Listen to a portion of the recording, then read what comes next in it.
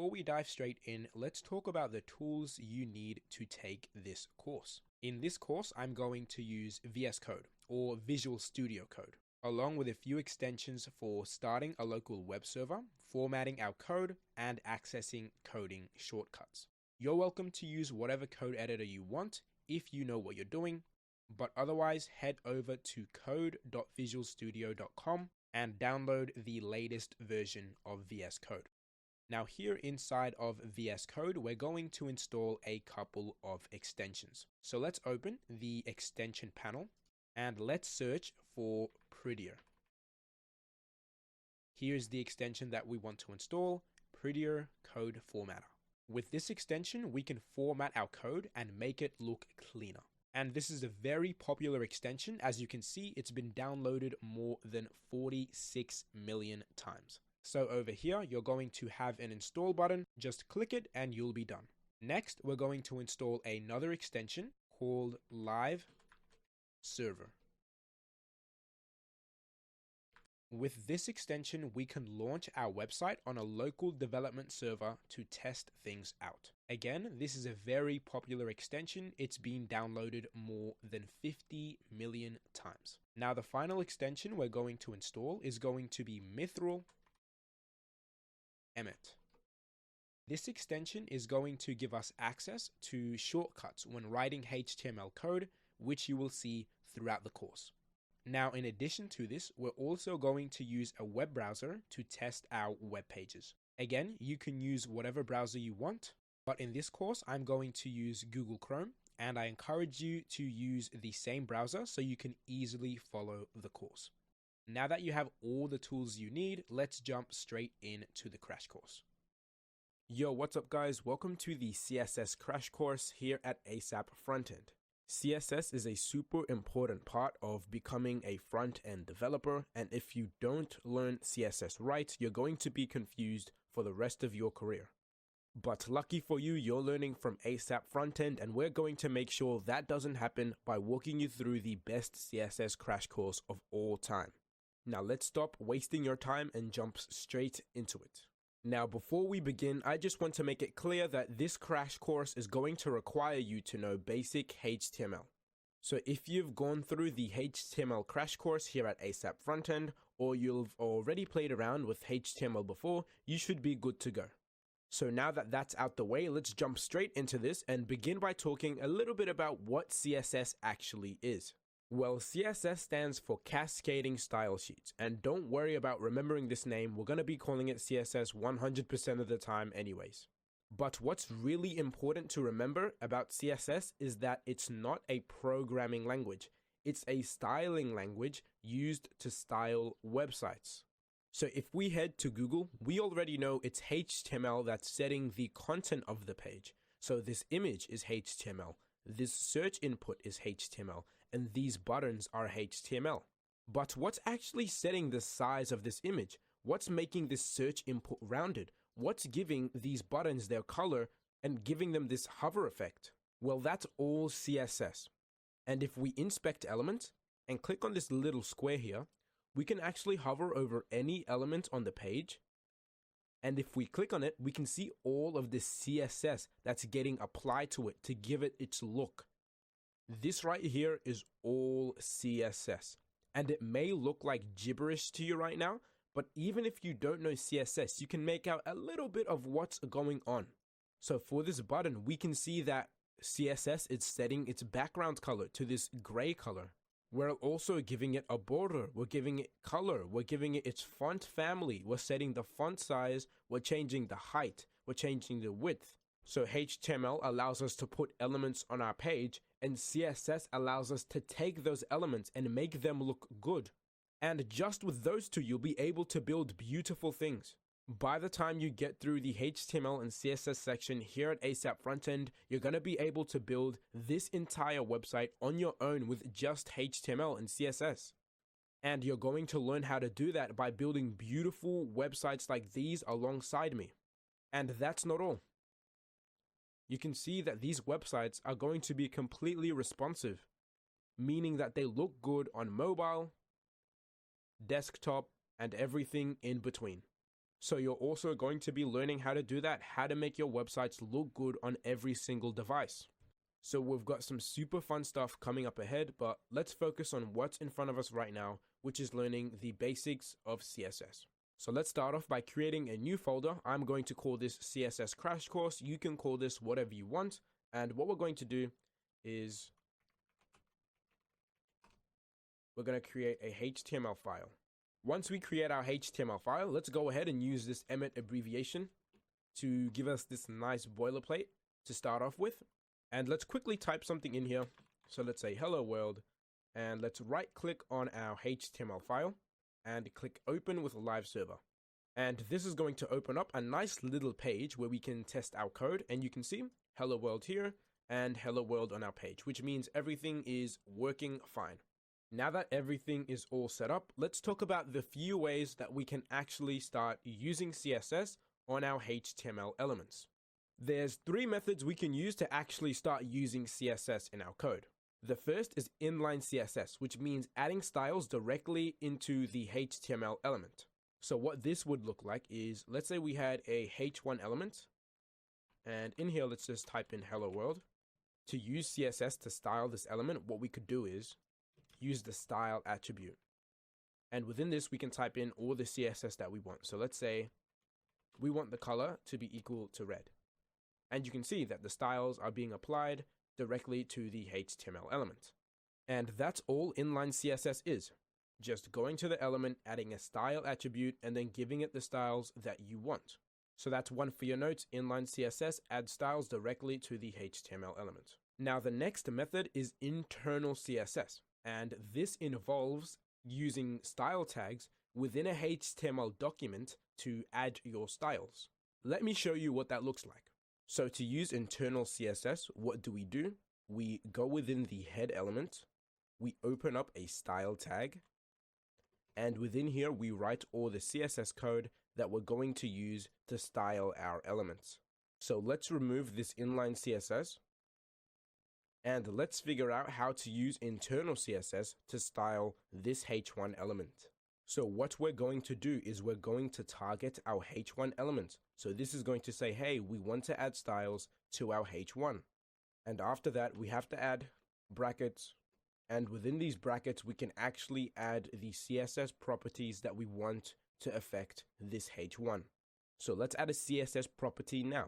For example, the color property. So color, colon, and then we have to specify the value that we want to give to this H1 element. So we want it to have a color of red, and we have to end it with this semicolon.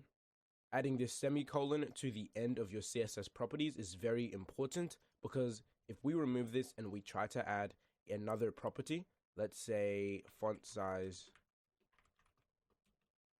24 pixels, you can see what's it going to say? It's going to say semicolon expected. So at the end of each CSS property, don't forget to add the semicolon so that we can use multiple CSS properties. And that's all internal CSS is, using the style tags within the HTML file and then adding the styles that we want within there. Now the last method for adding CSS is external CSS, and this is the recommended method. This is the best practice method, and you want to be avoiding internal and inline CSS as much as you can, and always be using external CSS. Of course, there may be some times where you have to use inline CSS or internal CSS, but as a general rule, always try to use external CSS wherever you can. This is a best practice used at most companies. And how do we actually use external CSS? Well, it involves creating a new external CSS file and linking it to the HTML document. Let me show you what that looks like. So let's remove this. And in order to use external CSS, what did we say? We have to create a new external CSS file. So what are we going to do? We're going to create a new file. And well, let's call this styles.css. And in here, let's do the exact same thing we did before. Target the H1 element, squiggly brackets, and within here, we can actually add our CSS properties. So color, colon, and this is going to allow us to actually target the color property. And what value do we want it to have? Well, we want it to have a color of red.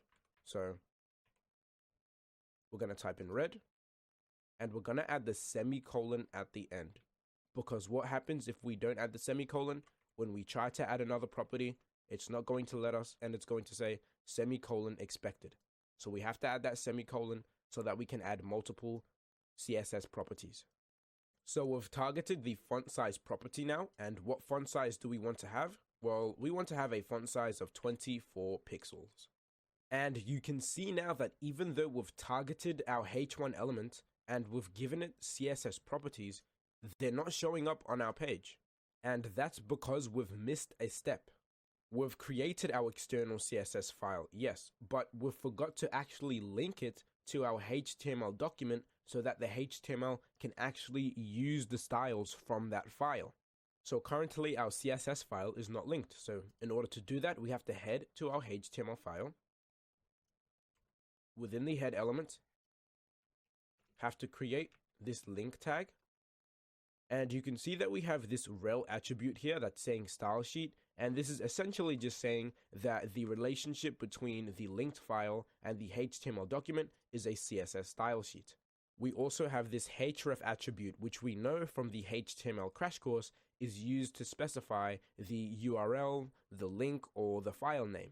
So what's the name of our CSS style sheet?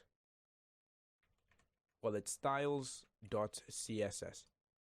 And you can see that once we link our external CSS file to our HTML document, our element is actually able to use the styles, and that's when we can see them on our page. And that's how we use external CSS. That's how we use the best practice method.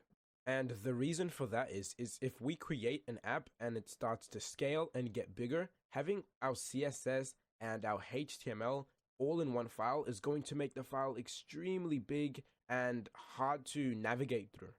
So having our HTML and our CSS separate makes it much easier to navigate through our app, makes it much more maintainable, and makes it much easier to work in a team, especially when our app starts to scale. So now that we know the 3 methods for adding CSS, let's actually walk through the most common CSS properties.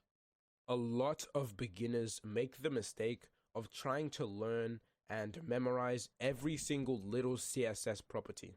This is a huge mistake because you're meant to learn CSS on the go. So as we work our way through the course and you start to build more projects, over time you just start to build an understanding of how to use all the CSS properties. So again, trying to memorize and learn every single little CSS property is a huge mistake and a bad way of learning. Just focus on learning the most common CSS properties like the ones on the screen right now, and you can learn the rest by building projects.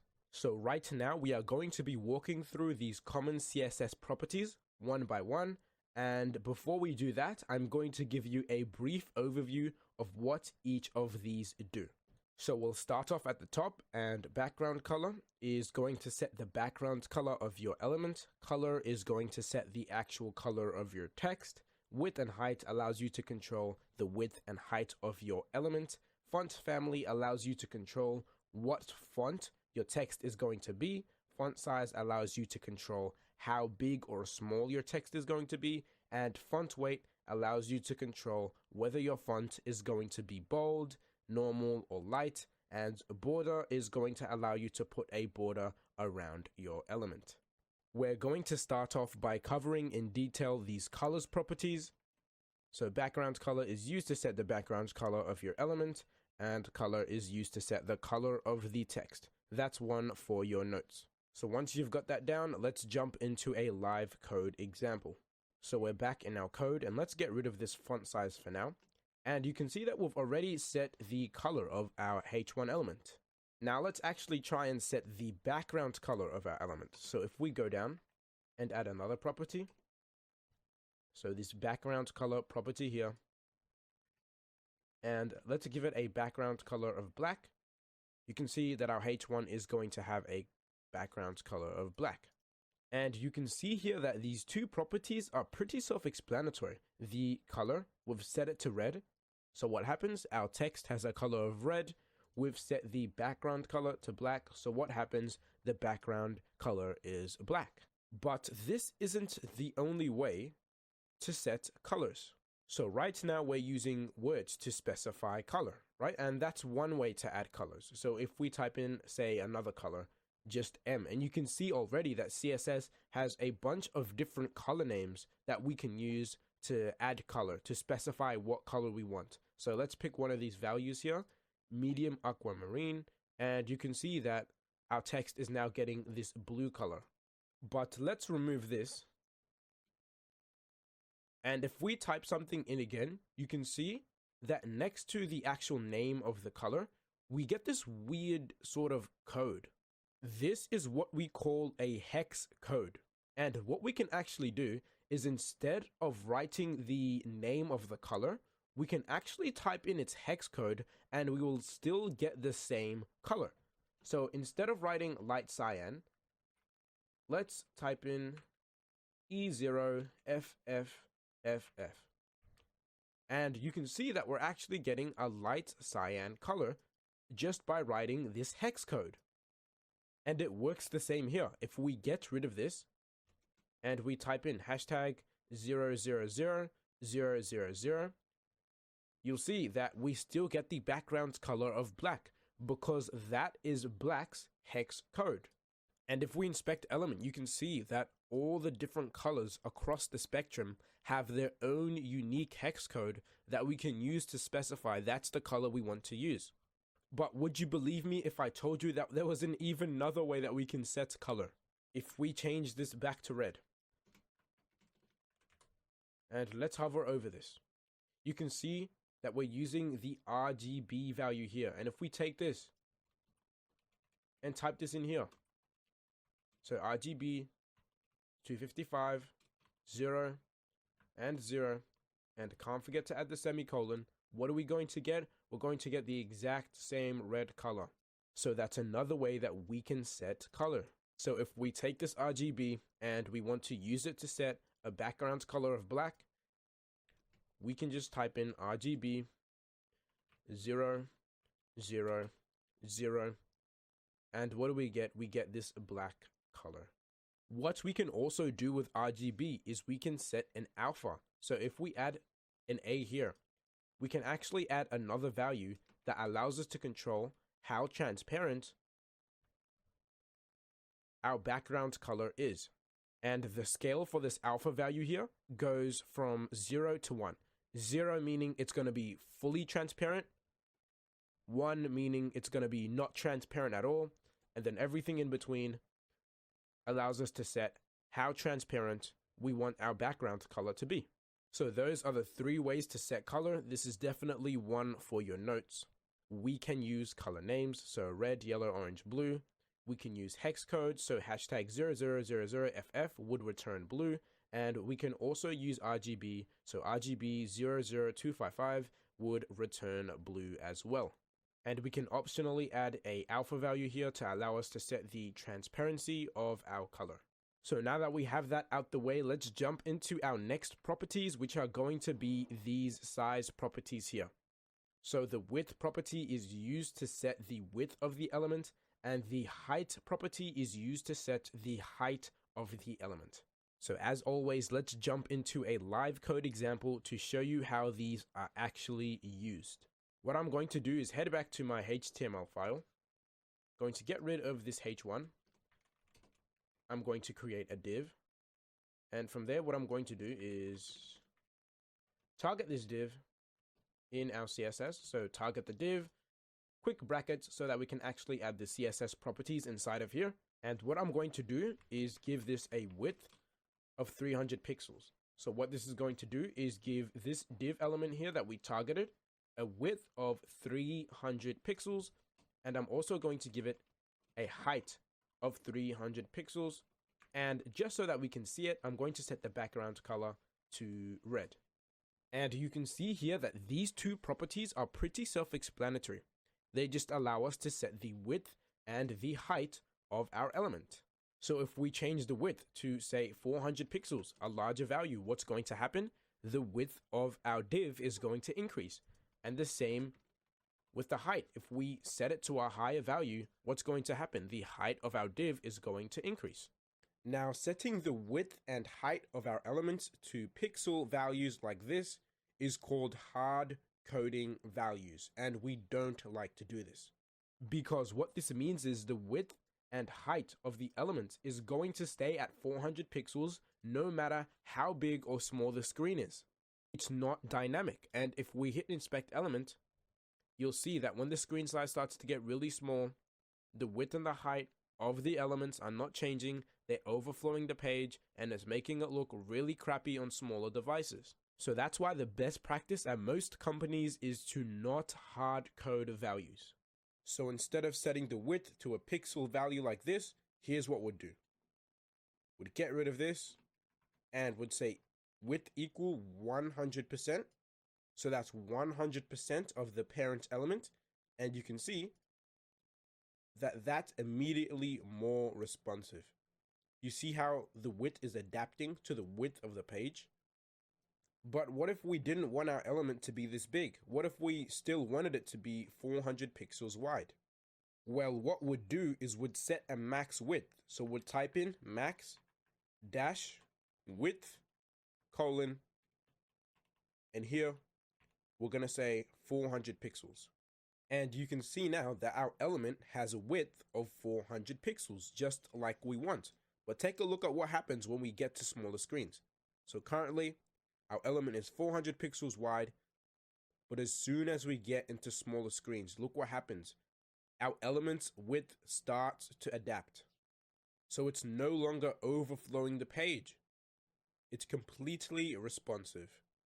And how this works is our screen is about 700 pixels wide right now, and our element wants to be 100% of that width. It wants to be 700 pixels. But this max width says, sorry, the largest you can get is 400 pixels.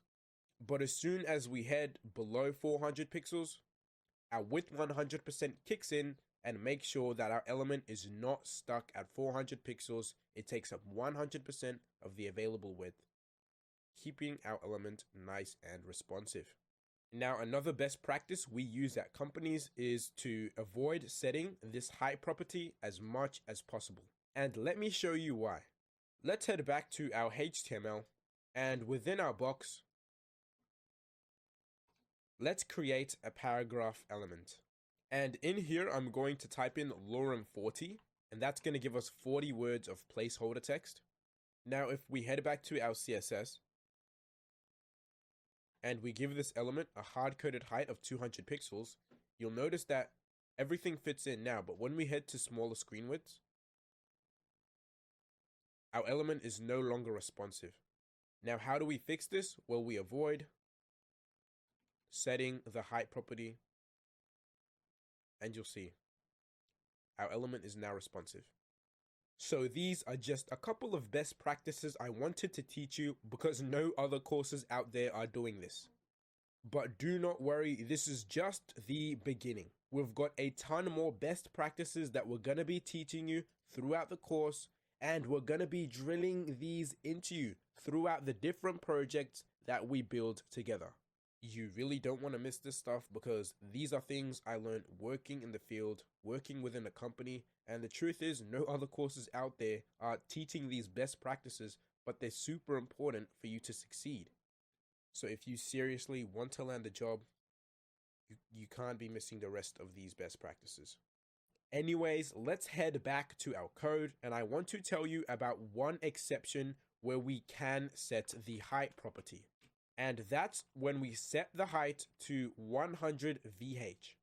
So VH stands for viewport height, which basically means screen height. So when we set the height to 100 VH, we're basically saying we want this element to be 100% of the screen's height. And when we set it to something like 70 VH, well, that means that we want the element to be 70% of the screen's height. But what case would require us to use something like this? Well, we usually use VH for landing pages. And we set the height to 100 VH. For example, this is a project you're going to be building later on in the course, and you can see this landing page is 100% of the screen's height. So if we hit inspect element on this section, you'll be able to see that we've actually set the height to 100 VH. So as soon as we scroll down, even just one bit, that's when we see the next section of the website. So that's really the main use case of a VH. And if you aren't understanding things right now, don't worry, you're going to be using these a ton more times throughout the course. So you're going to get really comfortable with them. But for now, all you need to remember about width and height is that you can set them as a percentage, as a pixel value, or as VH or VW. So VW is the same as VH, but it refers to screen width instead of screen height. So since we've set our max width to 100 VW, that means our element is going to take up 100% of the screen width. But if we set it to 70, you guessed it, only 70% of the screen width. So now that we've got that out the way, you've taken your notes on this, we can move on to our next properties, which are going to be these fonts. So there's only really 3 font properties that we need to know about. We've got font family, and that's used to set the font family of the text. So that's like Arial, Sans Serif, Times New Roman. Font size, which is used to set the size of the text. So that's how big or small our text is. And then we have font weight, which is used to set the weight of our text. So that's whether our text is bold or light or medium. So now let's jump into a live code example to show you how we actually use these. So we're back in our code now. And what I'm going to do is just separate all of these properties so that everything is easier to understand. So color, background color, and then width and height, all of our width and height properties. And if you're wondering how I created these comments, just hit Control and slash and you get a comment just like this. And the first font property we're going to be covering is font size. And this is pretty self-explanatory. If we set a larger number, like 40 pixels to be our font size, you see our text is going to become very large. But if we set a small number, like 8 pixels, our text is going to become very small. Our next property, font weight, is going to make our text bold or light. So if I write in 600, and let's quickly increase the font size so that we can see our text properly, you'll see that our text is now bold. But if I change this back to 400, you'll see that the text is now normal. And we can also set it to be bold in plain English. So we can say bold. That's going to set the text to bold. And if we head to the styles, select this element, we can actually play around with the font weights here. So you can see we have a bunch of different font weights available to us. And you're going to see that a lot of these font weights don't seem to do anything. So when we get to 600, yeah, we change, but 700, 800, 900,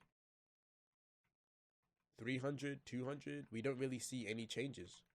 And that's because we've not actually imported these font weights.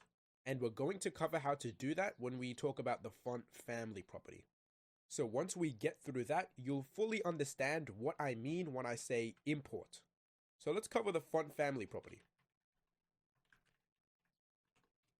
And what this does for us, like I mentioned earlier, is allow us to choose the family of our font.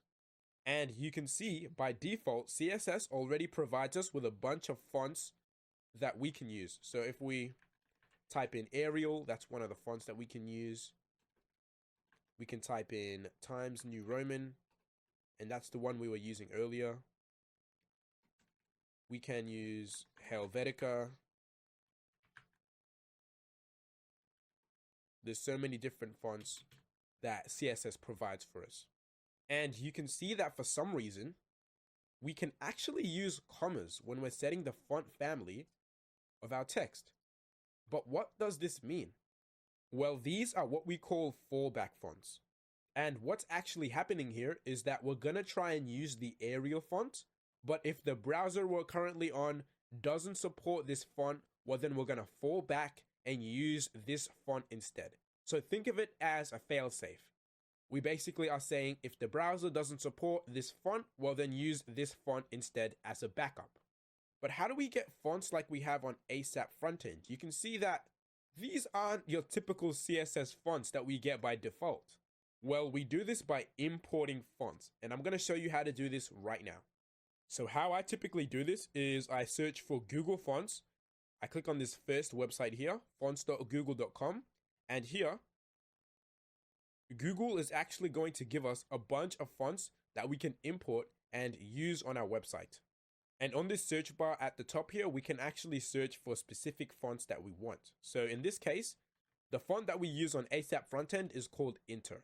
So I'm going to search for that. Click on this option here. And you can see that within this font family, that we can select a bunch of font weights that we want to use. So this is what I was talking about earlier, about importing the different font weights within a font. So what font weights do we want to use? Well, let's say we want to use light 300, regular 400, bold 700, and that'll do for now. So if we open up this sidebar by clicking on this little icon here, we'll be able to see the font family that we've selected, as well as all of the different font weights that we've chosen to use. So in order to import this and actually start using it in our website, we're going to click on this import option here. We're going to copy everything between these two style tags. So copy that. And let's put this to the side now. And within our CSS file at the very top, we're going to paste this in. So what this is going to do is import the Inter font with all of the different font weights that we want to use. So if we close this out and head back to our website, you'll see that we're still using the Arial font for some reason. We've imported the Inter font. Why is it not working? Well, that's because we actually have to specify that we want to use it. So let's get rid of this. And let's say we want our font family to be Inter. And you can see that our font family has actually changed. And just to confirm, let's hover over this and you can see that the font is 16 pixels Inter. And you'll also see that since we've imported font weights 300, 400, and 700, if we go ahead and use these values, we can actually see a difference. But not every single browser is going to be able to support this Inter font. So what do we need to do? What's the best practice that we use at companies? We're going to add a fallback font. So if the Inter font family is not accepted by the browser, then we're going to use the sans serif font family as a backup. And the reason we're specifically using the sans serif font as our backup is because it's what we call a web-safe font. And that basically just means it's a font that's accepted by almost every single browser, so we can confidently use it as our backup. So just to recap, font size allows us to make our text big or small. We use font weight to set the weight of our text. So if we want it light, then we use something like 300. If we want it medium, so just normal, we use something like 400. And if we want it bold, we use something like 700. And lastly, font family allows us to set the family of our text. Now we get a bunch of default options with CSS. But if we aren't happy with those and we want some different kinds of fonts, what do? We go to fonts.google.com, pick any one of these, choose the weights, so select the font weights that you want to use. Go ahead, head to the import option and copy everything between the two style tags and paste that straight into your CSS file. But we're going to keep the Inter font for now, so we can close this out. And that's about it for the font properties. Now our last CSS property is border, and it's fairly simple. All it does is set a border around the element. So let's head back to our code now and walk through a couple border properties. So the first one I'm going to write down is border width. Now what that does is set us a border width on this element. Now I'm going to say 4 pixels. So this is going to be a border of 4 pixels all around this element. But even though we've set the border width, for some reason we still don't see the border.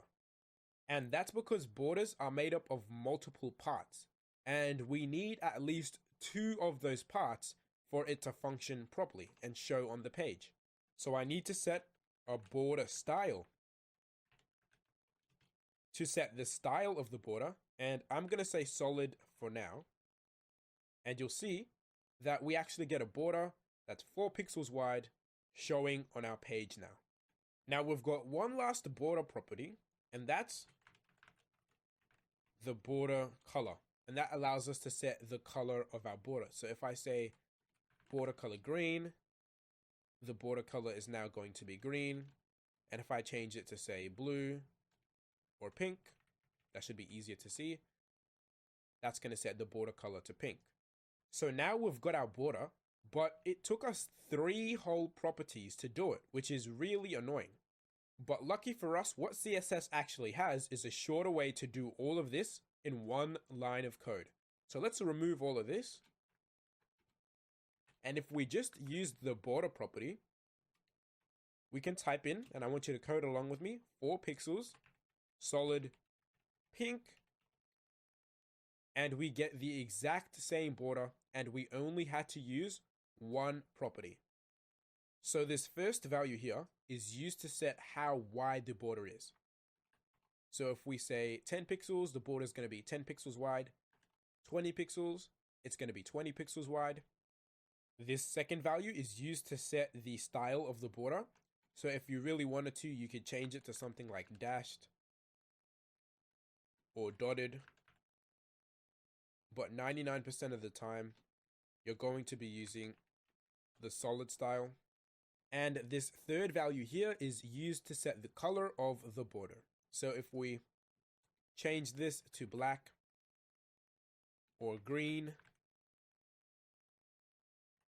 or purple, you'll be able to see the difference. So this shorthand here that CSS gives us is what we're going to be using 99% of the time for our borders. So that's all of our most common CSS properties complete. Let's do a quick recap of everything we've just learned. So background color is used to set the background color of our element, and then color is used to set the color of the text. So background color is making this all red, and if we set the color to, let's say, aqua, you'll see, bang, our text is now this color. And then we have width and height, which are used to set the width and height of our elements. And they take in percentages, pixels, viewport height, and viewport width. And of course, it's not best practice to hard code our width and our height. So if we want our element to be a certain width, we add on a max width and we hard code it there, so that when our screens get below a certain width, they're still responsive. And as for the height property, we want to avoid setting it as much as possible, because if we hard code the height, let's say 800 pixels, and we reduce the screen width, you'll see that when we get into smaller screens, we run into issues with responsiveness. But if we go ahead and remove the height, you'll see that we no longer run into those issues, which makes it much easier to make our element responsive. And after that, we have font family, font size, and font weight. So font family is used to set the family of our text. Font size just determines how big or small our text is, and then font weight is used to determine the boldness or lightness of our text.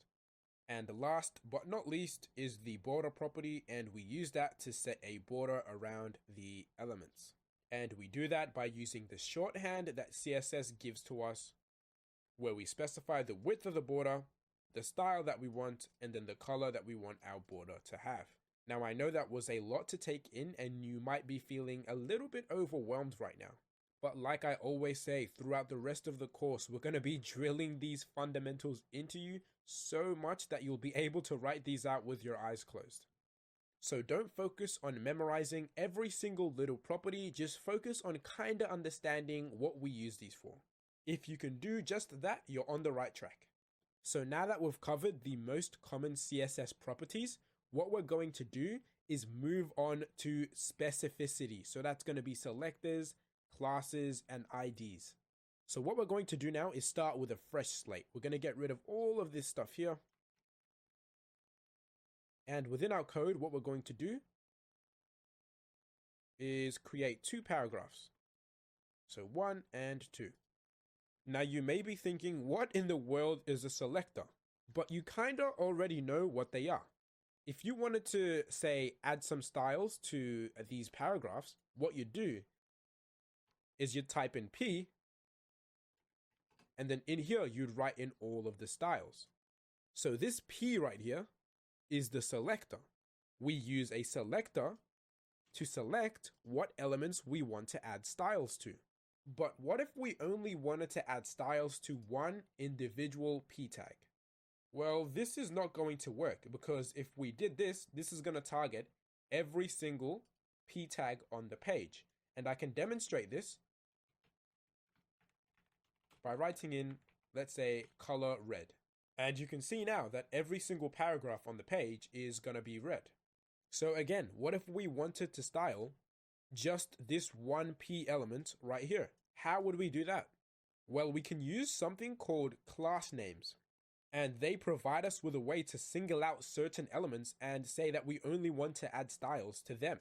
So in order to use a class, all we have to do is go to the element we want to single out and just type in class equal, and then we can write in whatever class name we want.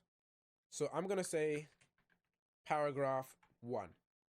And once we have our class name, we can go over to our CSS file. And now instead of saying just P, which is going to target all of the paragraphs on the page, we can remove this and then say dot and then the class name, which is paragraph 1. So if we're targeting a class as our selector, it always has to start with a dot. And then after the dot or full stop or whatever you want to call it, we put the actual class name, which in our case is paragraph 1. And now what CSS is going to do is say, okay, anything with a class of paragraph 1 is going to have a color of red. And since on our page, this is the only paragraph with a class of paragraph 1, then this is going to be the only paragraph that gets these styles. And you can see that's exactly what we get on our page. Only this one paragraph with a class of paragraph 1 gets these styles and has a color of red. And that's kind of why we use classes, just to select and single out certain elements that we want to add styles to. Now, these classes aren't limited to just one element. We could add this same class to another element on the page, and they would also get these styles. So let me demonstrate this by adding another paragraph on the page. So let's add 2 more. And let's say this third one here is also going to have a class that's equal to paragraph 1. And what's going to happen now is over here, we're looking for any element with a class name of paragraph 1. And we have 2 of those elements now. So if we zoom out, you can see that we have 2 elements that have a class of paragraph 1. We've got this one and this one. So this selector is now going to select both of these elements and style both of them. So that's why on our page now, you can see that both of these paragraphs now have a color of red. And another added benefit of class names is that, let's say we're working with another developer, we're working in a team, and he comes into our code base and he creates a new paragraph, and let's say he wants to turn this pink. He goes below our styles and he says P. He wants to target all paragraph elements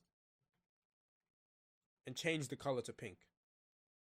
You'll see that all of the other paragraphs on the page are going to turn pink, except the paragraph elements with a class name of paragraph 1. And the reason for that is that even though this P selector comes after this class, since using a class name to target elements is more specific than using a generic element selector, these styles are gonna get prioritized. And that's what CSS specificity is. Specificity just refers to the prioritization of certain styles over others. So the more specifically you target your elements, the more those styles will get prioritized over others. And the same goes vice versa. The less specific you are on how you select your elements, the less priority they will get. Now, the least specific way we can target our elements, which means the least prioritization, is generics. So that means generic element selectors like div or p or h1. Those will have the least specificity and hence the least priority. Now, classes are a step up from generics. They are more specific, so they will get more prioritization of their styles. And now finally, IDs are the most specific and they will get the most priority. And you're probably thinking right now, what the hell are IDs? Don't worry, I'm about to show you what they are right now. IDs are actually very, very similar to classes. And in order to use an ID, it's fairly simple. Just like we did with a class, we say ID equal, and then we type in the name of the ID that we want our element to have. So in this case, I'm just going to say first paragraph. Now the catch with IDs, the thing that makes them different from classes is that you can only use this ID once throughout your entire page. So I mentioned earlier that you can put the same class on multiple elements. This is not the case with IDs. This is very bad practice. So if I take this ID, I copy it, and I also try to put it on this paragraph here, we cannot do that. We can change this to something else, maybe third paragraph, but we cannot use the same ID across multiple different elements.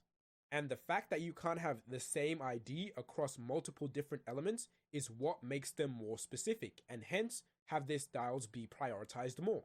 So let's head back to our CSS and head on top of all of these styles here. And in order to target an element based off its ID, we use the full stop for class names. Now we use a hashtag. So we type in hashtag and then the name of the ID we want to target. So in this case, it's going to be first paragraph. So we're targeting the element that has an ID of first paragraph. And let's say we want it to have a color of black.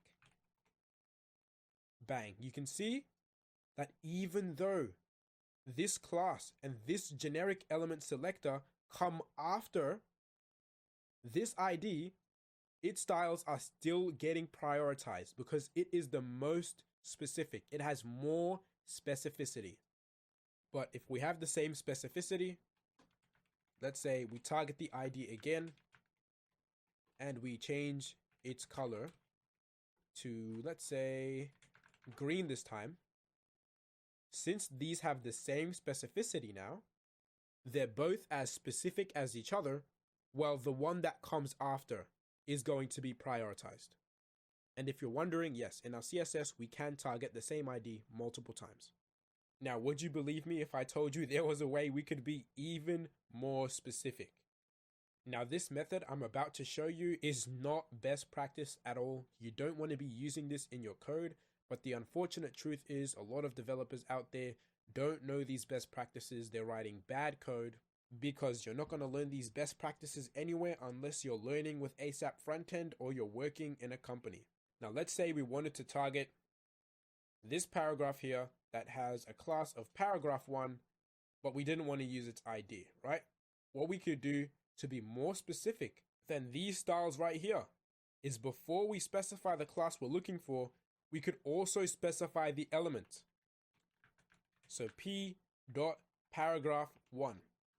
And what this is doing is instead of saying we're looking for any element with a class name of paragraph 1, which is what this is doing, we're saying we're only looking for p elements with a class name of paragraph 1.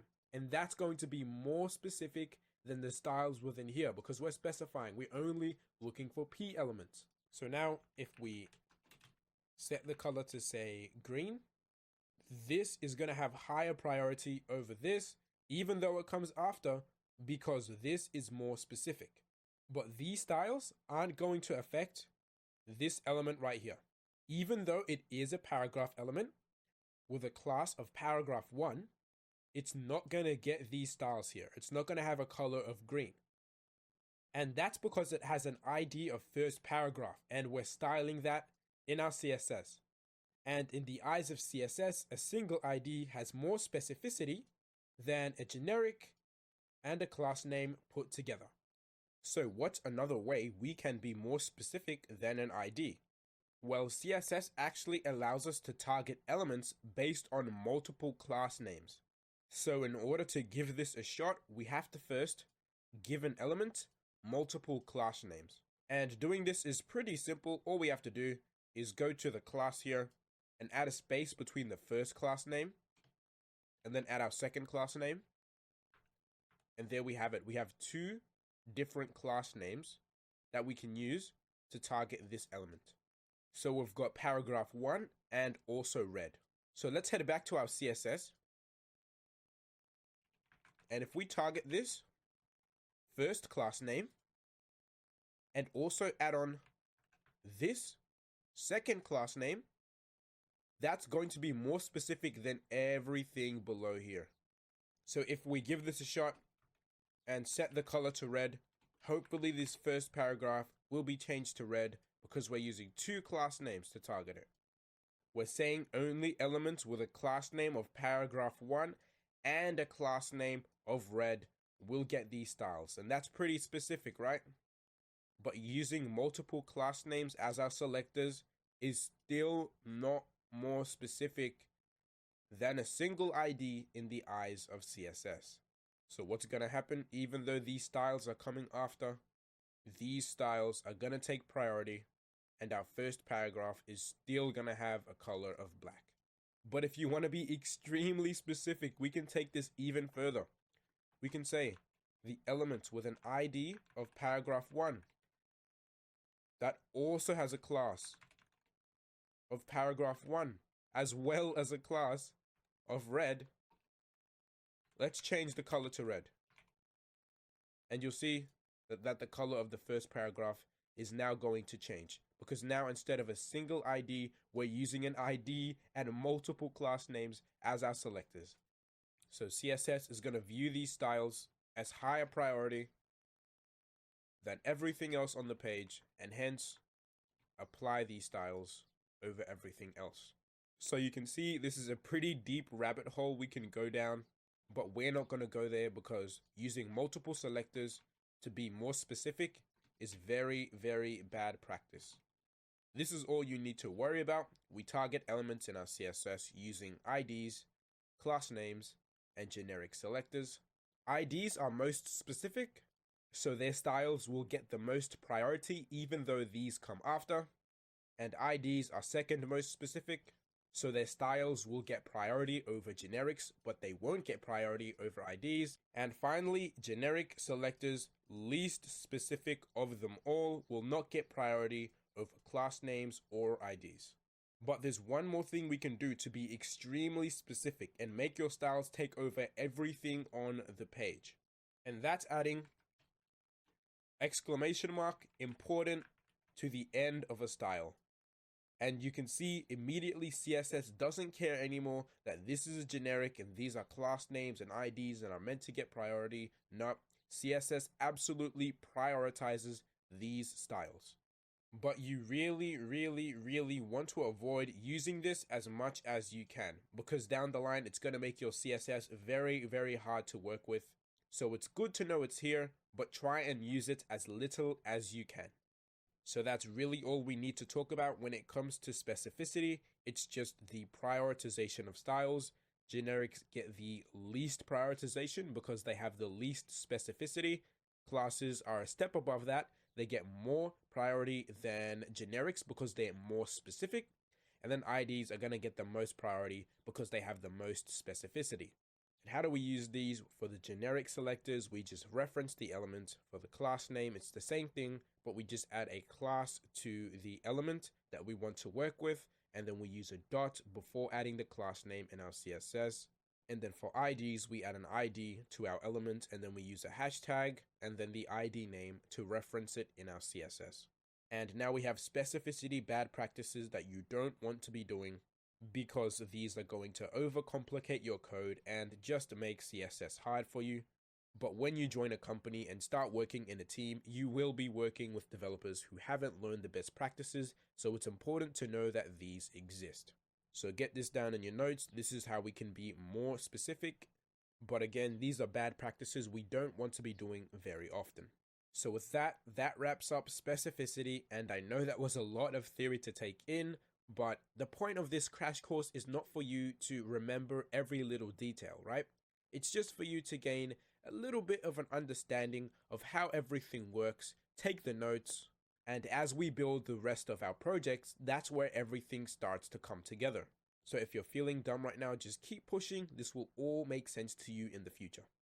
With that being said, it's time to move on to our next topic, which is going to be the box model.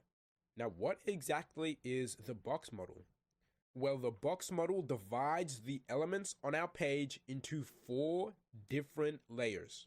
So every single element on our page, the divs, the paragraphs, the H1s, they're all made up of 4 different layers. So these orders are actually pretty important, are content, padding, border, and margin. So again, each and every single element on our page is made up out of content, padding, border, and margin. Let's visualize this with a diagram. So under the hood, this is what each and every single element on our page looks like. In the very center, we have our content, and that's going to be any content that we put inside of our element.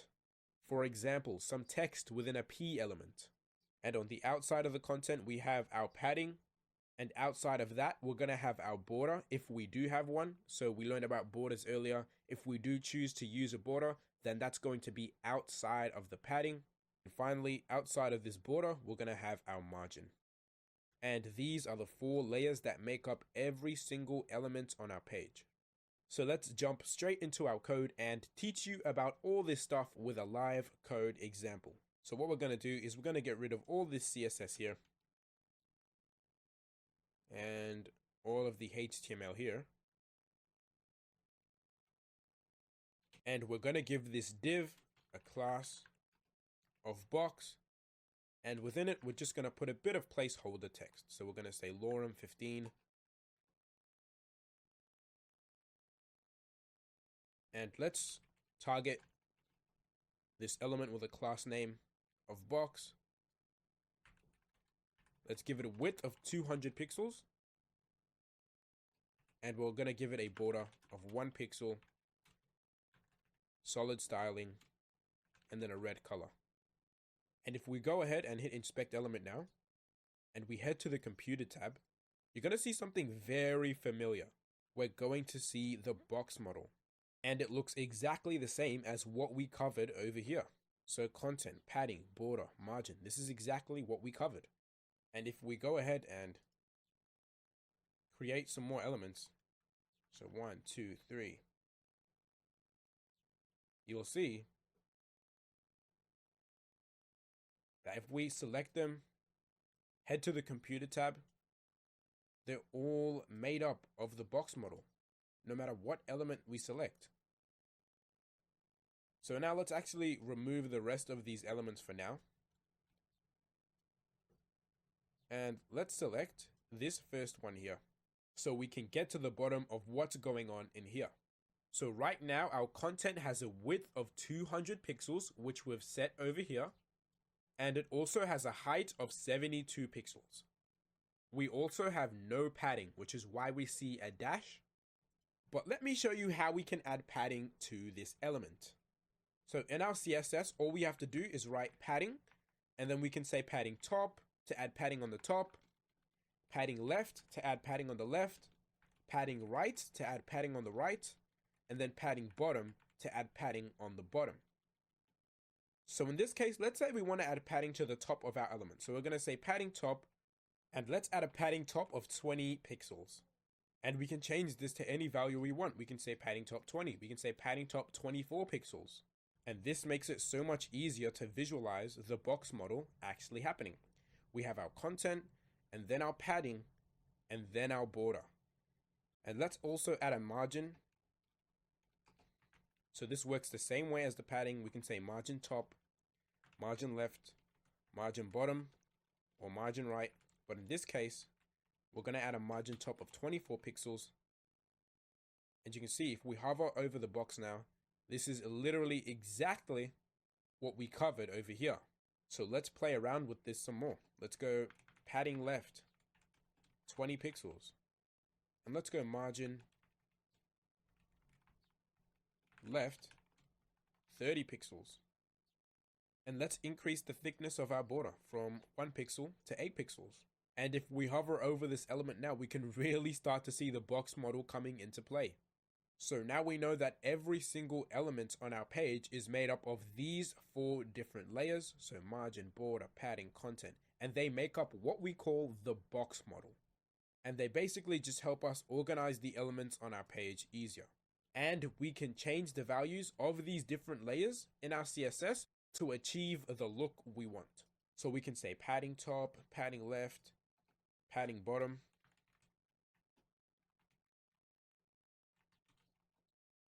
(20 pixels, padding right, 20 pixels.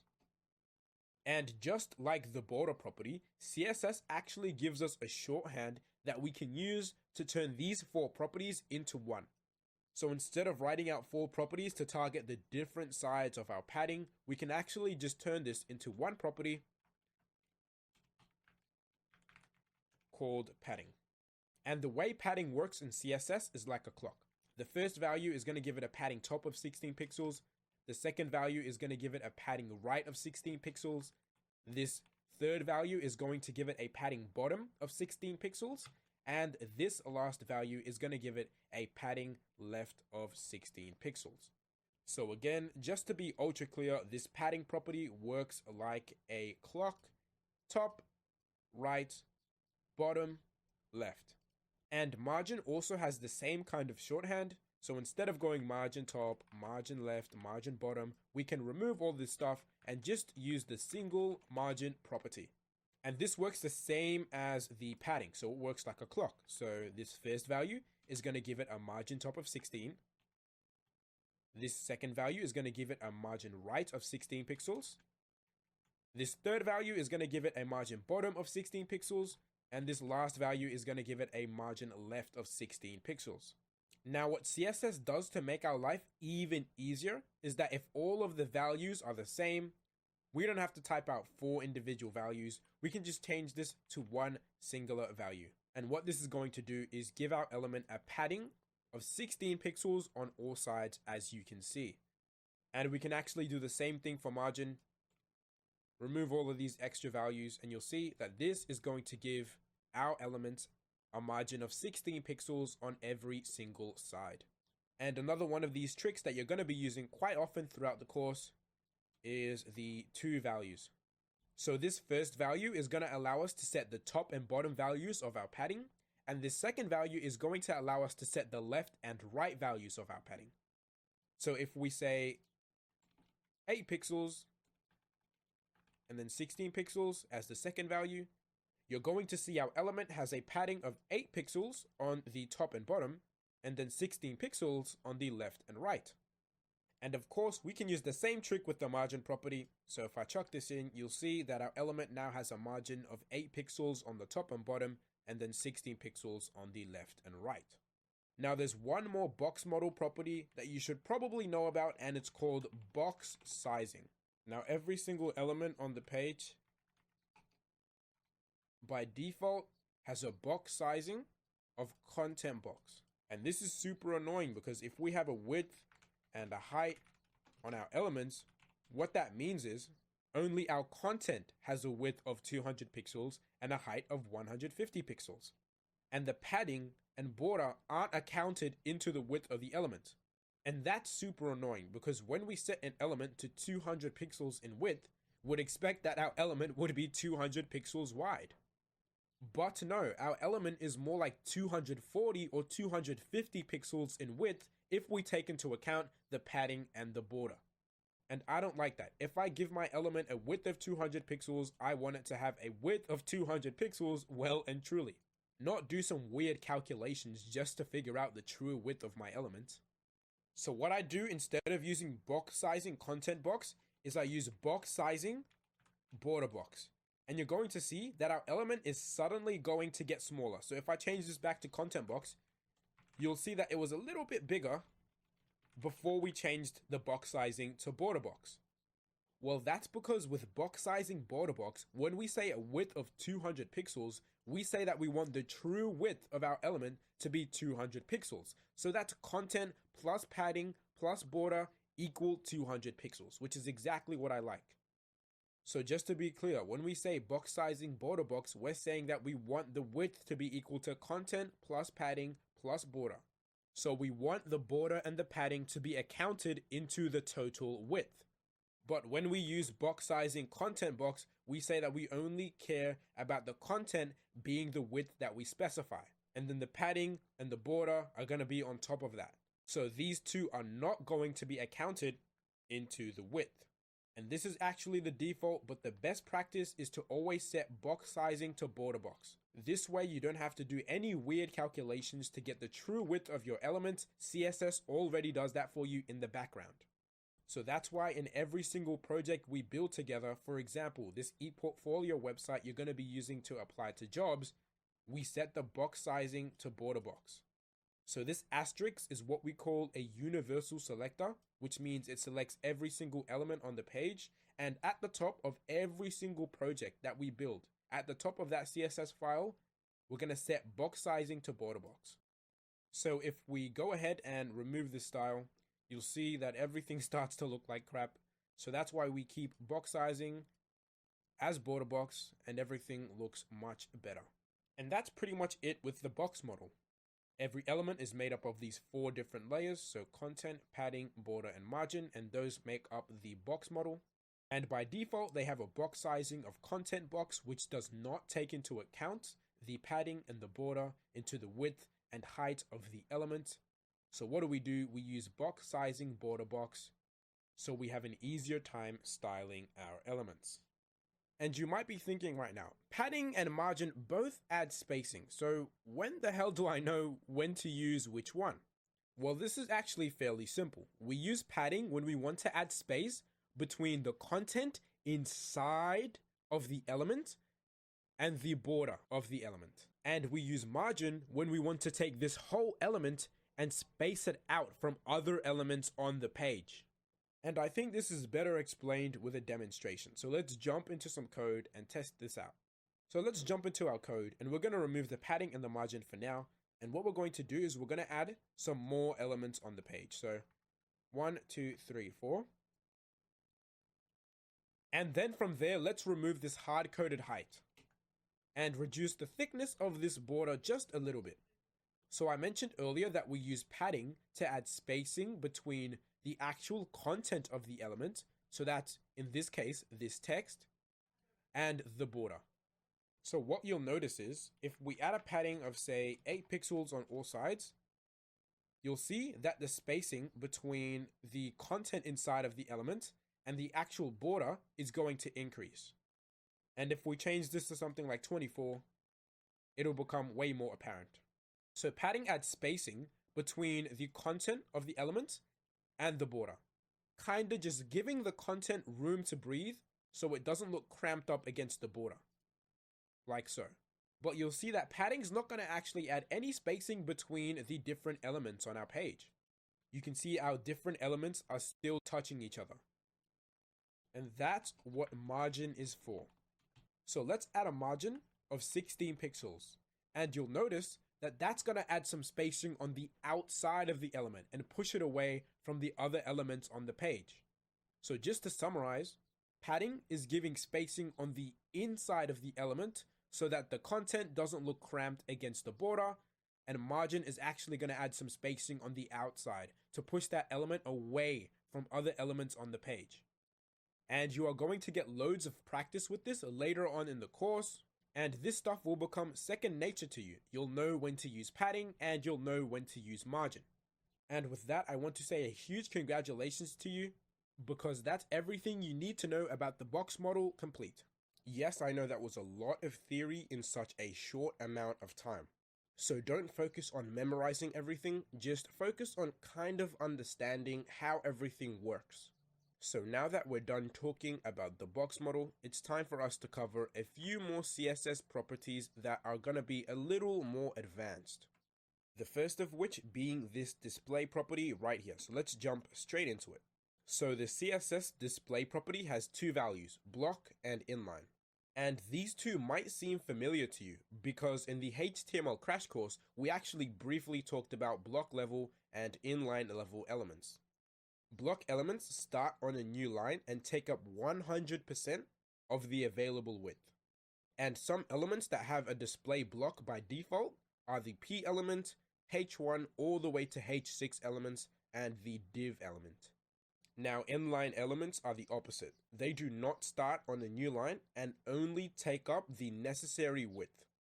And what you also need to know is that when an element has a display of inline, we cannot set the width and height of that element. And some examples of elements that have a display inline by default are anchor elements, span elements, and buttons. Now let's jump back into our code to see how these actually work. Okay, so let's start off by getting rid of all of this CSS and all of this current HTML. And then we're going to add a H2. And in here, let's just say CSS crash course. And let's create a couple of these. So 1, 2, 3. And we know that all H2 elements have a display block by default. So what are the traits we're going to see? Well, we can see that all of the elements are starting on their own new line. And if we head into inspect element, you'll see that all of these elements are taking up 100% of the available width within the parent. So now that we know what block elements look like, let's take a look at what inline elements look like. And we know that spans are display inline by default, so let's give them a shot. Let's add some of them on our page. So let's go below these H2s, and I'm going to create a span. In here, I'm going to say CSS. I am going to create another. And in here, I'm going to say crash course, and you'll see that first off, these elements aren't starting on the new line. They're side by side. And second, they're only taking up the necessary width to hold their content. So unlike these block elements, which are taking up 100% of the available width, these inline elements are only taking up the width that they need. And you'll also notice if we try and change the width of any of these inline elements, we're actually going to get a warning from CSS that says display inline property prevents width from having an effect. So if we have a display inline element, we cannot change the width. But if we go ahead and try and change the width of any of these block level elements, so let's say width 50 pixels, you're going to see that we can do that with no issues at all. And the same goes with the height property. If we go down to our span and we try and set the height, we're also going to get a warning from CSS again that says display inline property prevents height from having an effect. But if we try and change the height in our display block element, we can do it with no issues at all. And that's really it when it comes to the difference between block and inline elements. There are going to be some more advanced display values that we'll be covering later on in the course, but right now you don't need to worry about that. These two are really all you need to know. So now that we're done with the display property, let's move on to the position property. And this one is going to be a little bit trickier. But lucky for you, you're part of the ASAP frontend family, so you're going to be getting the best possible explanations. So what we have here is a couple of the most common CSS position values that you need to understand. And the first of which is position static. Now all of the HTML elements we put on our page have a default value of position static. And static elements are nothing special, they just follow the normal flow of the page. Now the next value we have is relative. And if we give an element a position of relative, it's kind of like a static element. It follows the regular flow of the page. But the difference is position relative allows us to change the position of our element and kind of shift it around by using top, right, bottom, and left. And I know you're probably confused as hell right now. Google Slides is not the best way to teach CSS. So let's jump into our code and I can show you what I mean by this. Alright, so the first thing we're going to do is close our DevTools and let's get rid of these spans for now. And on the second H2, let's add a class of title. And then in our CSS, we're going to target this. And we're going to give it a background color of red. And now we're going to change the position to relative. So by default, this element would have had a position of static. So if we change this to static, you're going to see nothing is changing. And that's because, again, our element already by default had a position of static. And if we change this back to relative, it also appears that nothing is changing, right? But now if I come in and say top 100 pixels, that's actually going to influence where it is on the page. So if I change this to top 40 pixels and left 30 pixels, we're going to be moving it 40 pixels from the top. So that means 40 pixels down. And then 30 pixels from the left. So that means 30 pixels right from where the element was originally positioned in the regular flow of the page. So from where the element was when we didn't have any positioning on it, we move it 40 pixels down and 30 pixels to the right. And the important thing to remember with position relative is it's going to leave an empty gap where the element was originally positioned.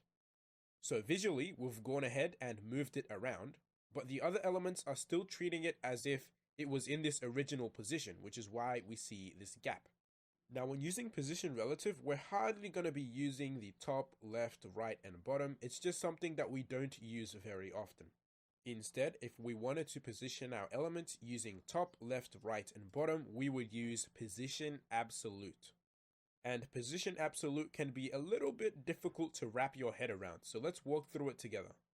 So unlike static and relative elements, position absolute elements do not follow the normal flow of the page. So let's head back to our code and let's change this to position absolute.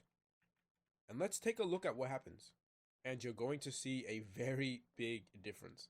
So unlike position relative, which reserved the gap where the element was originally positioned, and then we could move it however we want, and still have that gap, as soon as we add position absolute, it's pulled out of the flow of the page, and the rest of the elements sort of forget that it even exists. So that's what I mean when I say position absolute elements do not follow the normal flow of the page. And you'll also notice that when we use position absolute, our element is no longer taking up 100% of the available width like the rest of our headings. And that's something you should know. When we're using a display block element and we use position absolute on it, it no longer takes up 100% of the available width. It only takes up the necessary width to hold its content. So if we still want this element to take up 100% of the available width, we have to explicitly tell CSS that we want that. So width 100%, because it's not going to do it automatically for us anymore. So just to recap, when we use position absolute, that element is no longer going to follow the normal flow of the page. The rest of the elements are going to forget it exists, and the element is going to be in its own world. Now, the next thing we need to know about position absolute is that we can change the position of the element by using top, right, bottom, and left just like a position relative element. So let's head back to our code. And if we position this bottom 0, you're going to see it's going to go all the way to the bottom of the page. If we do left 0, the element is going to go all the way to the left of the page. And the reason for that is when we set this bottom and this left within a position absolute, it's no longer relative to where the element originally was in the flow of the page. The position of the element is now relative. It's now based on the nearest position relative parent. Now let me show you what I mean by this. So let's head back to our HTML, and then what I'm going to do is I'm going to create a div, and I'm going to give this a class name of parent. And within this, I'm going to put my h2. And then within this parent, I'm going to get rid of this h2. And I'm going to create a new div with a class of child. Now for the parent, I'm going to target it. I'm going to give it a height of 200 pixels. And it's going to have a background color of red. And then for the child, I'm going to give it a width of 24 pixels, a height of 24 pixels, and then a background color of green. I should probably make this a little larger, so let's go 64 pixels. Now what you'll notice is if I give this child a position of absolute, and let's say we set the bottom to 0. And what you'll notice is it's going to go to the bottom of the viewport. So since this absolute element has no position relative parents, it's going to automatically be positioned relative to the viewport, which means the screen. But what you'll notice is if we give this parent a position of relative, and this can be any other position. It could be position relative, position absolute, position fixed. As long as the position of the parent is no longer static, the child will now be positioned relative to the parent. But the reason why we use position relative over the other positions is because it allows us to make this child positioned relative to this parent without messing up the flow of the page. So now you'll see if we set the positioning of this element, so bottom 0, we could go bottom 50%, so we can actually use percentage values in here too. It's going to be moved 50% from the bottom. Left 50%, it's going to move it all the way down the middle. Top 0, it's going to move it to the top. Right 0, move it all the way to the right. So now you can see that when we have a position absolute element, it's going to be positioned relative to the nearest position relative parent. And if there's no position relative parents present, then it's automatically going to be positioned based on the viewport. So that's about it when it comes to position absolute. If you can understand these two things, you'll be fine. One is that when we use position absolute, the rest of the elements on the page forget it even exists. So if we give this element here a position of absolute, you can see that the rest of the elements forget that it even exists. They shift up. And 2 is that a position absolute element will be positioned based on the nearest relative parent. Don't worry if you still aren't understanding everything. Like I always say, the crash courses are just meant to give you a basic idea. The real learning happens when you build along with the project tutorials later on in the course. So make sure to write these down wherever you take your notes. And honestly, these 3 are the most common CSS position values that you're going to be dealing with on a day-to-day basis. Now we're going to be covering a couple more uncommon CSS position values that we won't be typically using day to day, but they're still important to know. The first of which is position fixed. Now, just like position absolute, position fixed does not follow the normal flow of the page. And also, like position absolute, position fixed elements can have their position changed by using top, right, bottom, and left. But now where the two values differ is that position fixed will always be based on the viewport, whereas position absolute will be based on the nearest position relative parent. And if a position relative parent or any other position besides static does not exist, only then will it be positioned relative to the viewport. So let me demonstrate this to you by turning this into a position fixed element. You're going to notice that even though it does have a position relative parent, because it is position fixed, it's going to be positioned relative to the viewport 100% of the time. So when we say right 0 and top 0, it takes us to the top right of the viewport.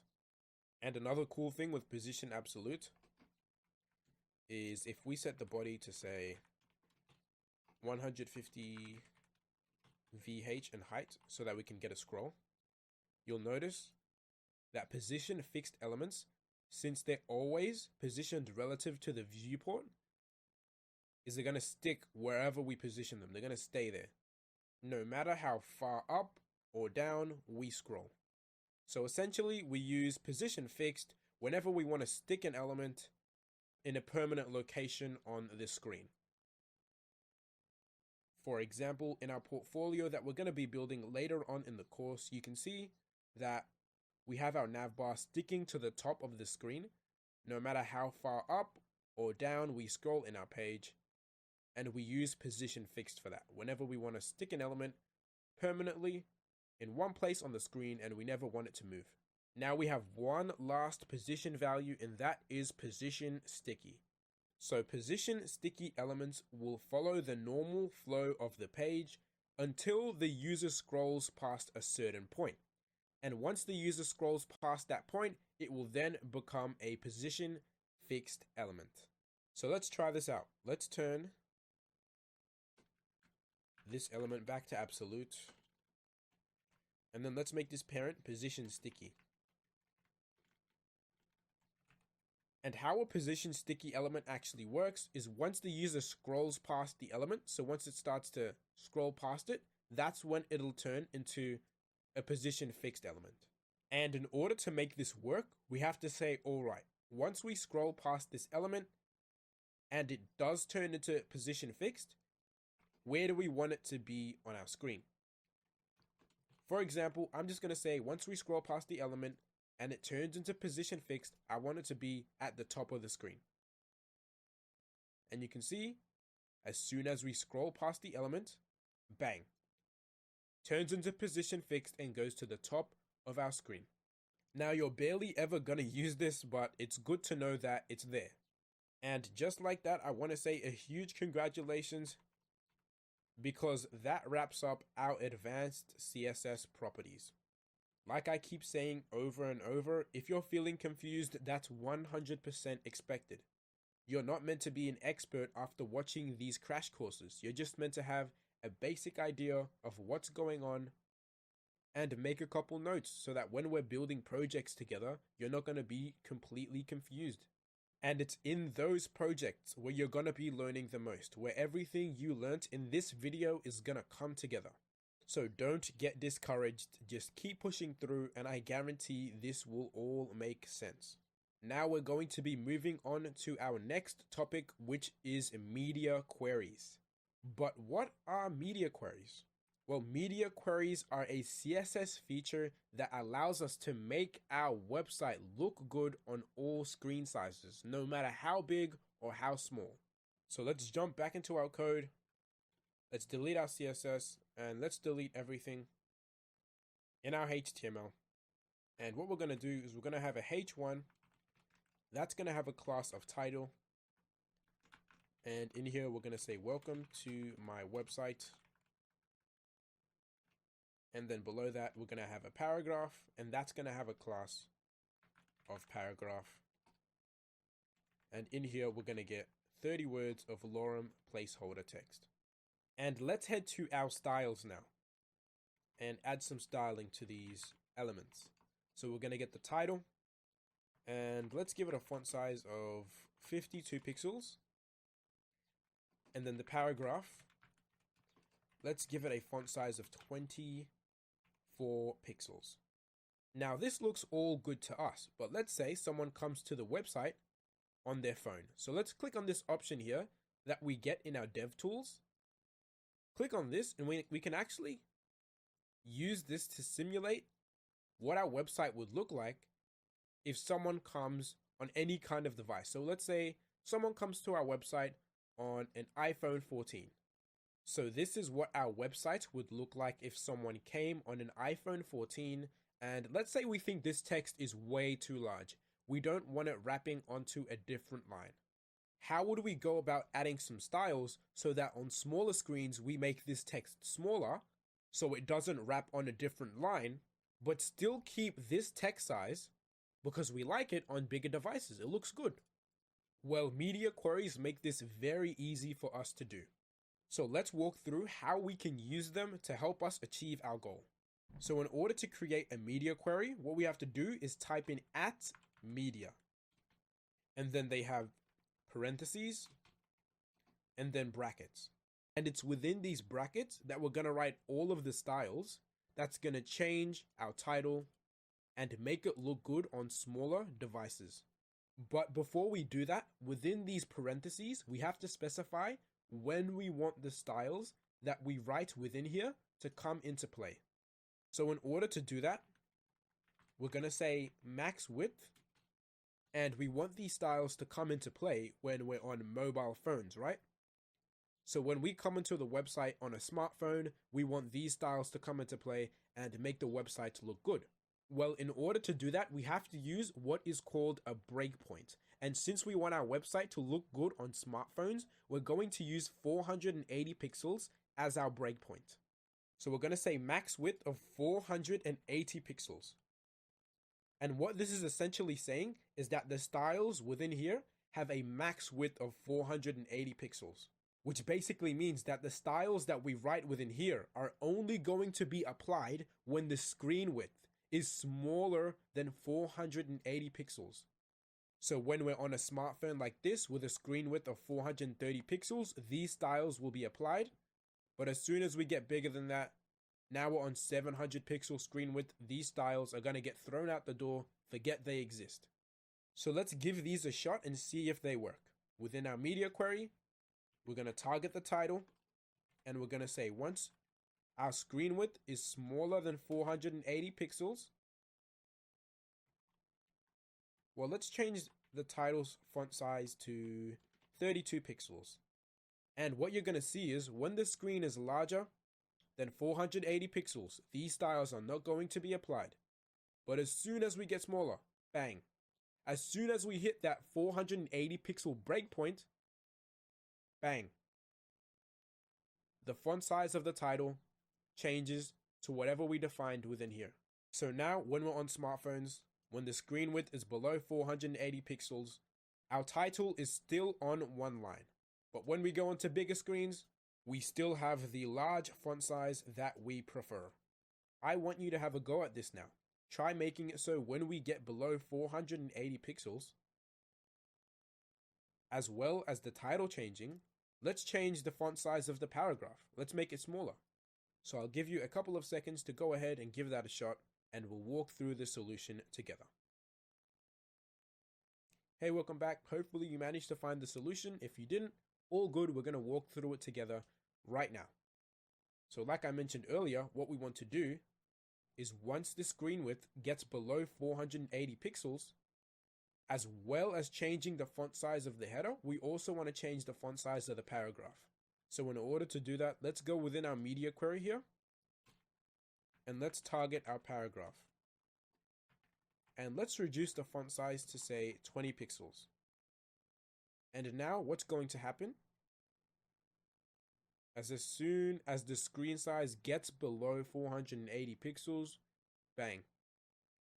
These styles come into play to make our website look good on mobile devices.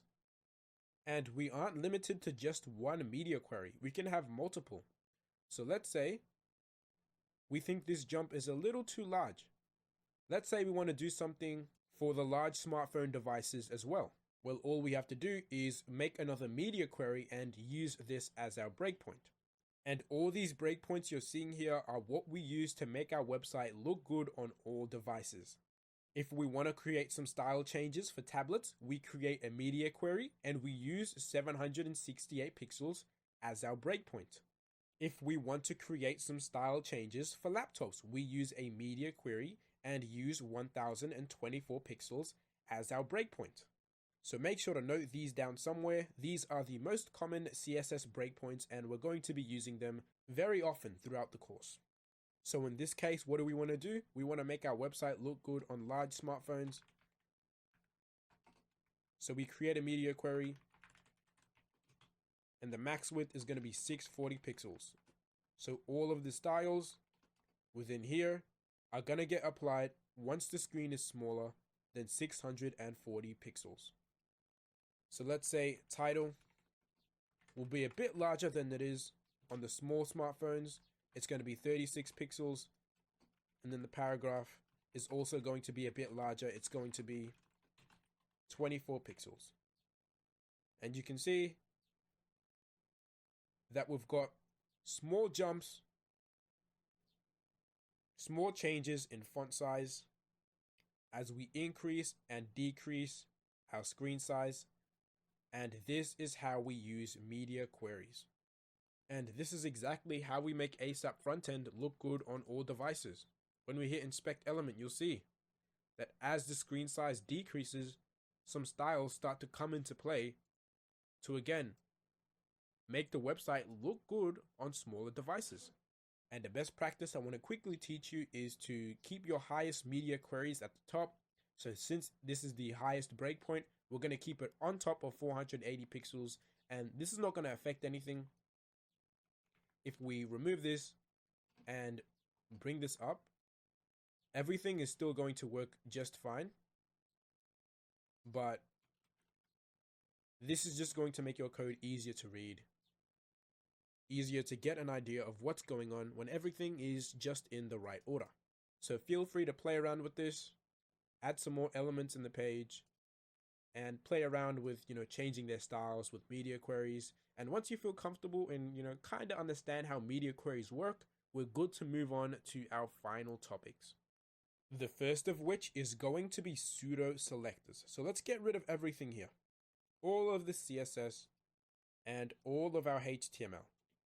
And if you head to ASAP Frontend and we go to the dashboard, you'll notice that when we hover over this button, it actually becomes a little bit transparent. And we'll see the same thing if we head to the sidebar. If we hover over the different videos in the course, you'll see that they also get this hover effect. And both of them have this sort of smooth transition. How do we do that? Well, that's where a pseudo class comes in handy. And in order to show you how to do this, we're going to create a button. And within here, I'm just going to type in continue learning, just like we can see on ASAP Frontend. And then from there, we're going to head to our CSS and let's zoom in a little bit.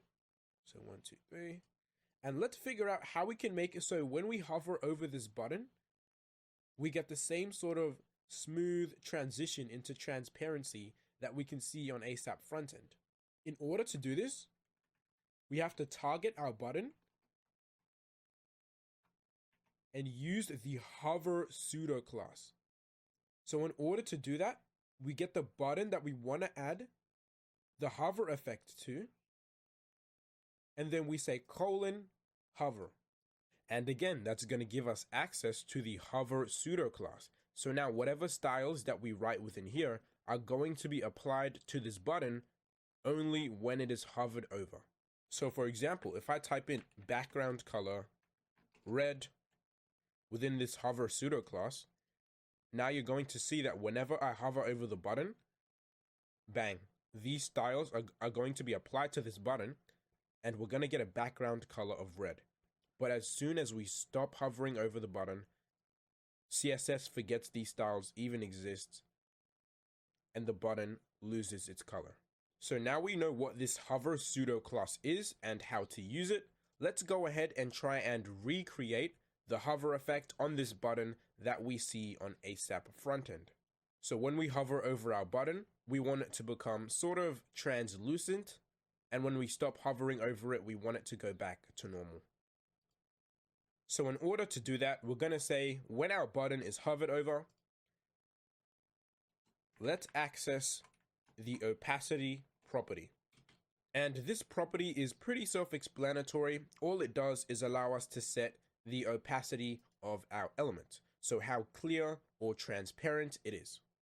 So 100% would be not transparent at all, and 0% would be completely transparent. So we wouldn't be able to see our element, and we get all of these percentages that we can use in between. So when we hover over our button, let's give it an opacity of 30%. And you'll see as soon as we hover over our element, bang, it becomes semi-transparent. But as soon as we stop hovering over our element, CSS forgets these styles even exist, and our element goes back to normal.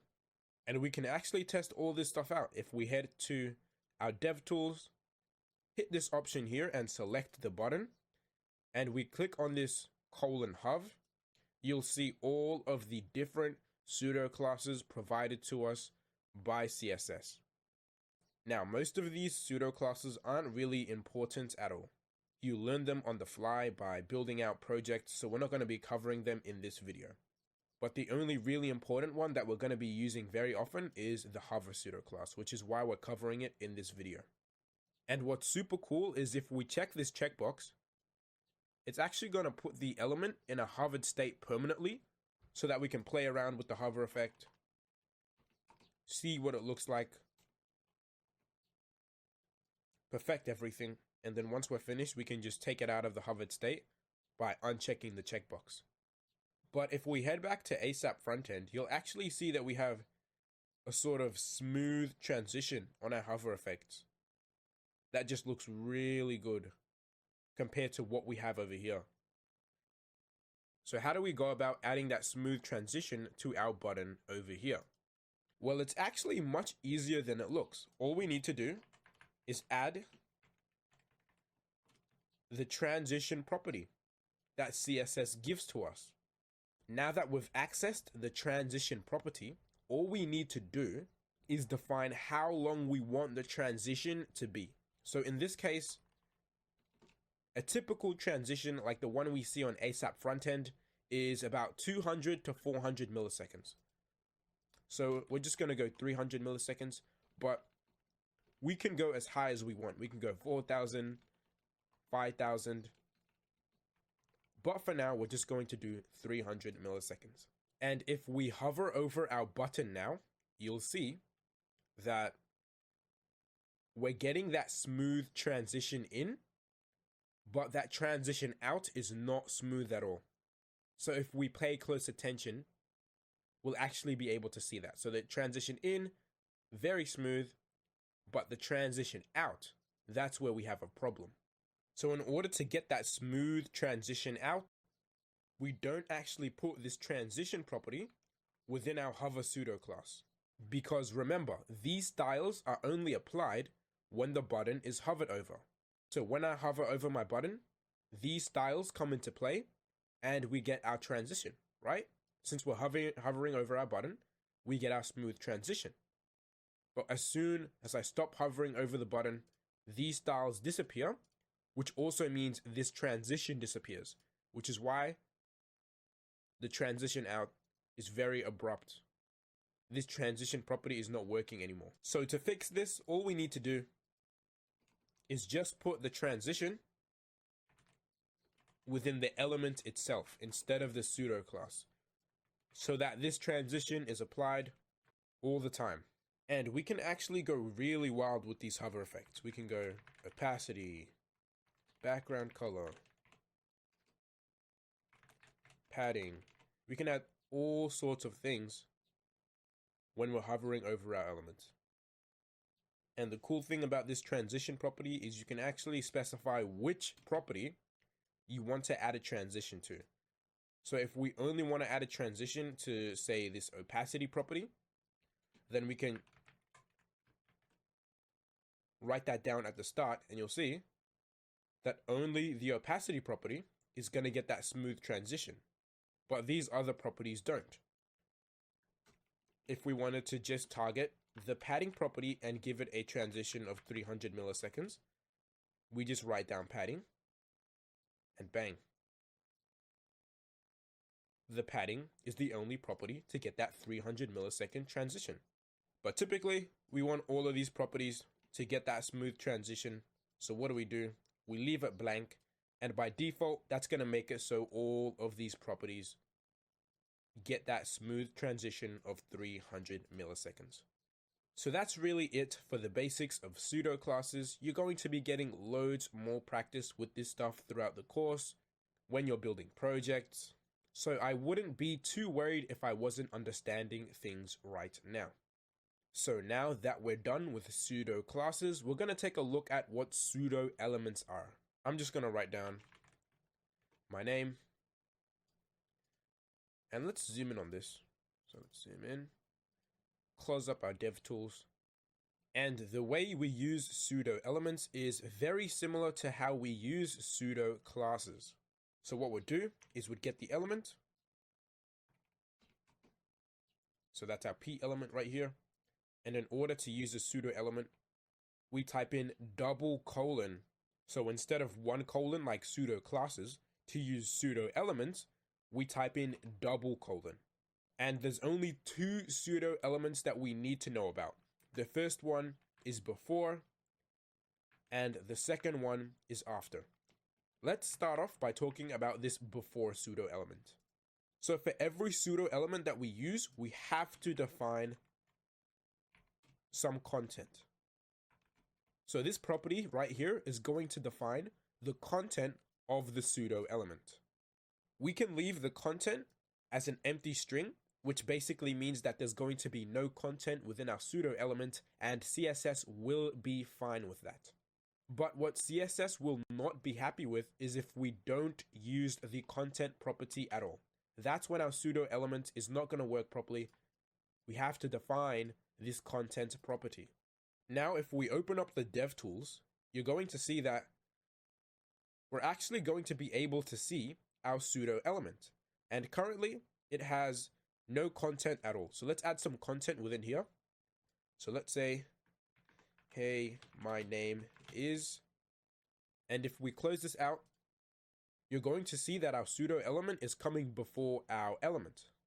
And that's because we've specified that we want to use the before pseudo element. So if we add a space, you can see how cool this is. We can see, hey, my name is Ayman. So we know now that a before pseudo element will put content before our actual element. But we can also do the same with the after pseudo element. And this is pretty self-explanatory. It's going to put the content after our actual element. And these pseudo elements are actually really powerful. We're not just limited to this content property. We can add all sorts of CSS properties to this. We can give this a background color of red, a margin of 8 pixels. And you can see that we can treat it like it's its own element. And just to show you how powerful pseudo elements can be in the real world, if we take a look at the portfolio we're going to be building later on in the course, these cool borders here that we see on our image, we actually do that using pseudo elements. So that should show you just how powerful these can be. So that's really all you need to know about pseudo elements for now, that we have to define the content. It can be an empty string for all we care, but CSS just does not like when we do not define the content property at all. So now that we're done with pseudo elements, we're going to be covering one of the last topics in this video, and that is going to be animations. So if we head back to our portfolio website, you're going to see that at the bottom of this page here, we have this really cool arrow, and it's kind of floating up and down with this cool animation and is prompting us to scroll further down the page. And we actually did this using CSS. So let me show you how to do this. So let's head back to our page and let's just zoom back in.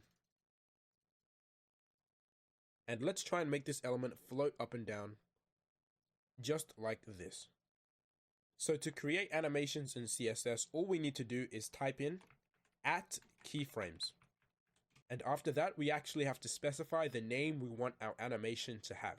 Now in this case, I'm just going to call it something like point down. And once you write down the name, we have to follow it with curly braces. Now, once we're inside of these curly braces, how we're going to set our animations is by defining a 0% and a 100%. So these are basically defining the different stages of our animation. So 0% would be the start and 100% would be the finish.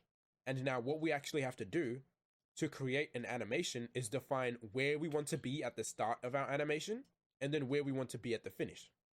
So in our case, we just want to get this pointing down effect. So in order to do that, we'll have to use a CSS property that we've not covered yet, and that's called transform. Now, when we use this transform property, that's going to give us access to something called translate. So that's this thing right here. Now, what this translate value allows us to do is change the position of our element horizontally and vertically. So the first value that we type in is going to be the X, and the second value, the Y. So if we type something into this first value, that's going to move it horizontally. And if we type something in this second value, that's going to move it vertically. Now in our case, we don't really want to move the element on the X-axis. We only want to move it up and down. So that's the Y-axis. So what we can do, since we only want to move it on one axis, is translate Y. And that's going to allow us to, if we type something in here, it's only going to move it on the Y-axis, so up and down. So what we're going to do now is we're going to say at the start of our animation, we don't want to be moved down at all, right? Let's have our default position. And let's say at the finish of our animation, let's push ourselves down 16 pixels. And you're going to see now that even though we've created our animation, it doesn't seem to be working. Well, the reason for that is, yes, we've created our animation, but we actually have to specify that we want to use it on this element. So in order to do that, we have to go to this element and use the animation property. And this property is actually going to allow us to use an animation on this element. And then what we have to do is write down the name of the animation that we want to use. So in this case, it's this point down animation. And we also have to write down the duration. So how long do we want this animation to last? So in this case, let's go 1000 milliseconds or 1 second. And if we go ahead and reload our page now, get rid of this transform, you're going to see that our animation is actually running. So let's zoom in on this. Our animation is actually running. But you can see that once the animation finishes, it kind of just jumps back to its original spot and it doesn't run infinitely. So if we take a look at the portfolio, you can see that the animation runs infinitely. So the way we can make it run infinitely is pretty simple. We just add on the infinite to this animation property. And now what you're going to see is the animation is running infinitely, yes. But when the animation finishes, it's going to abruptly jump back to the starting position and run the animation again, instead of smoothly going back up to the starting point and then running the animation again like we want. So in order to fix that, all we need to do is add on this alternate reverse to our animation. And what that's going to do is make it so once the animation finishes running, once we get to 100%, it's not going to abruptly jump back to 0%, right? It's not going to abruptly go all the way back up to the starting point. It's going to smoothly go back up. And you can see our animation is looking absolutely beautiful now. And that's really it when it comes to animations. Don't worry too much about memorizing stuff. Just focus on getting a little bit of an understanding of how everything works. We create our animation by writing down at keyframes and then the name we want our animation to have. We type down 0% and 100%. So this is the start and finish. And then we define what we actually want to happen during the animation within these two. And now that we've actually created our animation, all we need to do to use it on any element is to use the animation property, write down the name of the animation we want to use, how long we want it to run, and over here we can define how long we want the animation to run. Right now we've set it to run infinitely, but we can set it to run 5 times, 4 times, 1 time, 2 times. And then this last one here, alternate reverse, is just making it so when our animation finishes running and then we're running it multiple times, that it goes back from the finish to the start point very smoothly. So that's all you really need to know about pseudo classes, pseudo elements, and animations. Again, those are the more advanced CSS properties. And we don't really use this stuff too often, so I wouldn't be, too worried if you're not understanding it. The main thing you should be focused on is the most important stuff, which is the box model, the display property, the position property. And in the next video, we're going to be talking about CSS layout, which is very important. And that's where I want you to be really putting most of your focus into. So now that we're finished with animations, we're going to be covering our very last topic. And that's going to be BEM or BEM CSS. This is a best practice we use at companies, and it's going to make your experience with CSS way smoother. So let's jump straight into this and talk a little bit about what BEM actually is.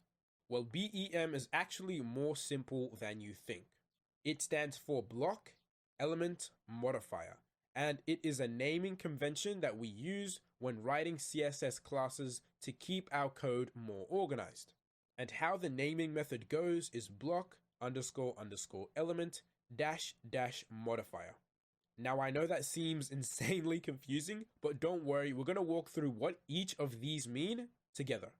So the first letter in BEM stands for block, and what it refers to is a standalone component.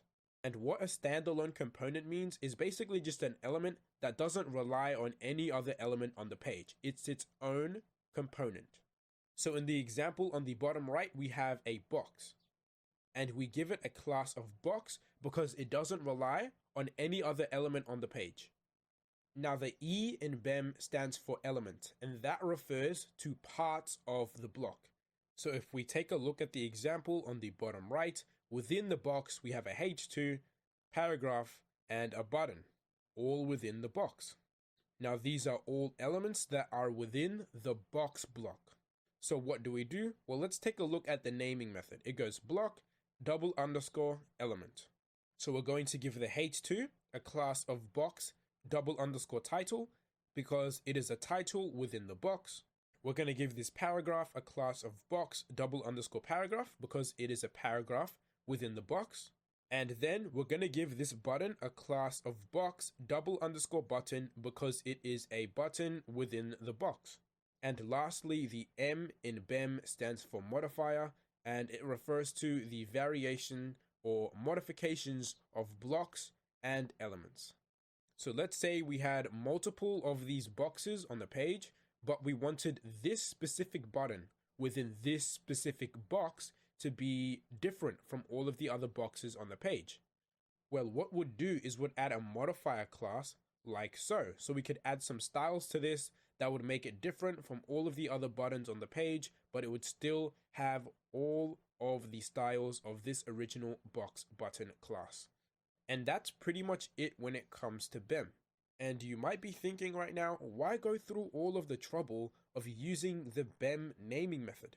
Why not just write our CSS classes like the example on the left?